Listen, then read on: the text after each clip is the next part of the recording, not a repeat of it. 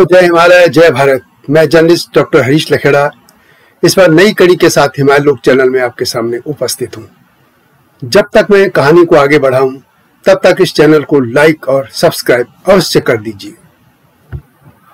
दोस्तों, इस बार आपको नेपाली खसों के बारे में जानकारी दे रहा हूं। इसके तहत नेपाल देश के साथ ही भारतीय भूभाग में बसे नेपाली मूल के खसों को भी शामिल किया गया है। भारतीय भूभाग का मतलब दार्जिलिंग, सिक्किम और पूर्वोत्तर राज्य, वहां पर भी बड़ी संख्या में नेपाली मूल के लोग बसे हैं। आपको मैं पहले ही बता चुका हूं कि भारत के पड़ोसी देश नेपाल में भी खस रहते हैं और कभी नेपाल को तो खस देश भी कहा जाता था। वहां बोले जाने वाली भाषा नेपाली भी खस भाषा मानी जाती है। नेपाल देश 18वीं सदी में गोरखा के शाह वंशीय राजा पृथ्वी नारायण शाह के प्रयत्नों का फल है। नेपाल में यह जानना जरूरी है कि खसों के अलावा नेवारी, मगर, तुरंग, दलित, मधेशी आदि समाजों के लोग भी रहते हैं। आपको यह जानकर आश्चर्य होगा कि उत्तराखंड की तरह नेपाली खस भी कुछ वर्षों तक अपनी खस पहचान छुपाते रहे हैं। लेकिन जब से देश में नया संविधान लागू हुआ तो उसके बाद खसों में अपनी पहचान को बढ़ाने और अपने को जड़ों को तलाशने और खस को गर्व से कहने की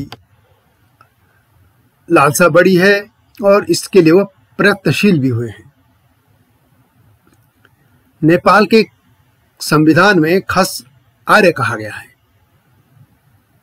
खस आर्य जातियों के तहत बाहुन यानी ब्राह्मण, क्षेत्रीय, ठकुरी और सन्यासी लोग ही माने जाते हैं। दलित खसों को इसमें शामिल नहीं किया गया है, जबकि नेपाल के इतिहासकार व मानव विज्ञानी डोर बहादुर बिष्ट मानते रहे कि नेपाली दलित भी खसी हैं। उनके नाक, नक्श, उनके रीति रिवाज आदि सब भी कुछ खसों जैसे हैं। बहरहाल, अब हम खसों पर चलते हैं।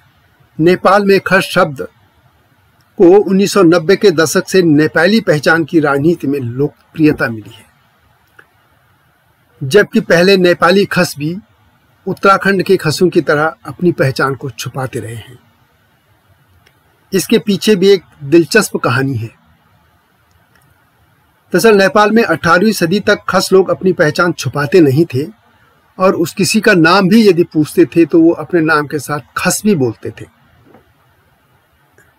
कहा जाता है कि नेपाल में राजा के प्रधानमंत्री जंग बहादुर राणा ने जब सत्या हत्या ली तो फिर उन्होंने घोषणा की थी कि अब कोई भी खस खुद को खस नहीं कहेगा बल्कि क्षेत्रीय कहेगा। क्षेत्रीय मानी क्षेत्रीय, राजपूत, ठाकुर, कुछ भी कह सकते हैं।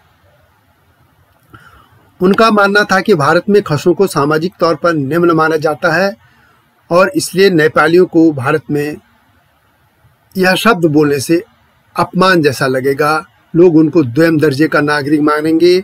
इसलिए उन्होंने नेपालियों को अपमान से बचाने के उद्देश्य से यह आदेश दिया था। इस तरह खस देश माने जाने वाले नेपाल में ही खस शब्द के प्रयोग पर पाबंदी लग गई और खस शब्द धीरे धीरे लोगों की स्मृतियों से भी गायब होता चला।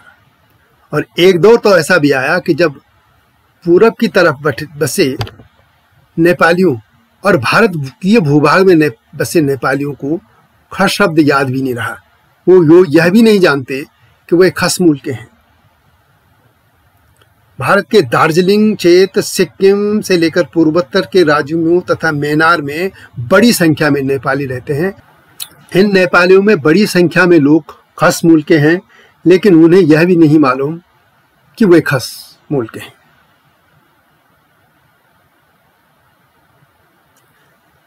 जबकि नेपाल के पश्चिम की तरफ बढ़ने पर, उत्तराखंड की तरफ बढ़ने पर, वहां भी खसों में यह शब्द अपमान की तरह देखे जाने लगा था। और सबसे खास बात यह है कि नेपाल का ठकुरी समाज भी खुद को खस बोलने से मना करता रहा है। ये ठकुरी समाज ही वो है जो वहां का शासक वर्ग रहा है, राजा, मंत्री, सेनापति आदि। इसमें शाह, शाही, राणा आदि कई जातियां शामिल हैं।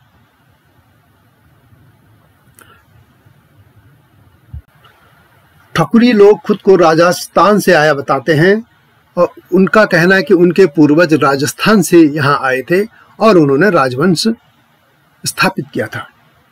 लेकिन नेपाली लेखक डॉक्टर विपिन अधिकारी अपनी पुस्तक नेपाल की खस जाति में लिखते हैं कि आधुनिक मध्य एशिया से उत्पन्न खस लोगों ने प्राचीन काल में अपनी पैतृक भूमि से दक्षिण एशिया यानी कश्मीर, हिमाचल प्रदेश, उत्तराखंड और नेपाल के हिमालयी क्षेत्र की ओर पलायन किया। नेपाल में आज खसों में क्षेत्री, बाहुन, कामी, ठकुरी, सरकी, सन्यासी, बदी, दमाई, गाइन और अन्य जातियां शामिल हैं। नेपाल में खस लोग पहले कर्णाली क्षेत्र के आसपास बसे थे और खस राजाओं ने प्रसिद्ध मल्ल साम्राज्य स्थापित किया और वे इस बात को गलत मानते हैं कि भारत से मुगलों के आक्रमण और उनके अत्याचारों से डर के मारे ये लोग नेपाल में आए थे। अधिकारी कहते हैं कि ऐतिहासिक तथ्य पुष्टि करते हैं कि नेपाल क्षेत्र में खस लोगों का अस्तित्व दक्षिण में मुगल साम्राज्य के समय से पहले से था और खस नेपाल में किरात, भोटिया तथा अन्य जनजातियों की तरह बहुत पहले से बसे हैं। इसी तरह नेपाली एक अन्य इतिहासकार बालकृष्ण शर्मा और नेपाली मानव विज्ञानी डोर बहादुर बिष्ट का भी अनुमान है कि खस या इनको कुश लोग भी जो कहते थे ये यूझी मूल के हैं। इसी तरह इतिहासकार बाबूराम आचार्य यह मानते हैं कि खस ऐरावत का एक उप कबीला है, एक ऐसा कबीला है जिसकी उत्पत्ति इदावरिट यानी आज के कश्मीर से हुई है और खस 3री शताब्दी ईसा पूर्व में इदावरिट में रह रहे थे और खस शब्द का अर्थ मूल अर्थ था राजा या क्षत्रिय यानी योद्धा। वे आगे अनुमान लगाते हैं कि कश्मीर का नाम उनके स्थानीय निवासियों खस से ही खसमिर रखा गया है। 2री शताब्दी ईसा पूर्व में खस का एक समूह कजाकिस्तान की ओर चला गया जबकि एक समूह सतलज नदी के पूर्व की तरफ इधर नेपाल की तरफ चला आया था। वे कैस्पियन सागर वाली थ्योरी की बजाय ये मानते हैं कि खसों का मूल स्थान कश्मीर था।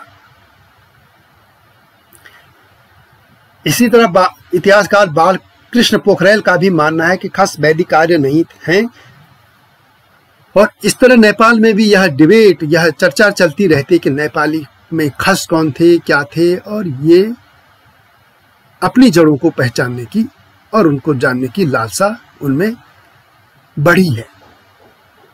बहरहाल जब से नेपाल की ताकतवर जातियों की पहचान के तौर पर संविधान में खस शब्द का प्रयोग हुआ तो इस शब्द को लेकर लोगों में तभी से जिज्ञासा बढ़ी। नेपाल से लेकर भारत के नेपाली मूल के लोग अपनी खस पहचान को लेकर जागरूकता अभियान शुरू कर चुके हैं। उनको कई संगठन बन चुके हैं और उनकी एक प्रमुख मांग है कि इतिहास में उनकी पहचान दर्ज हो। आपको यह जानकर आश्चर्य होगा कि मैं भी खुद लंबे समय से कहता रहा हूं कि हिमालयी लोगों को भारत के इतिहास के पन्नों में जगह दी जानी चाहिए।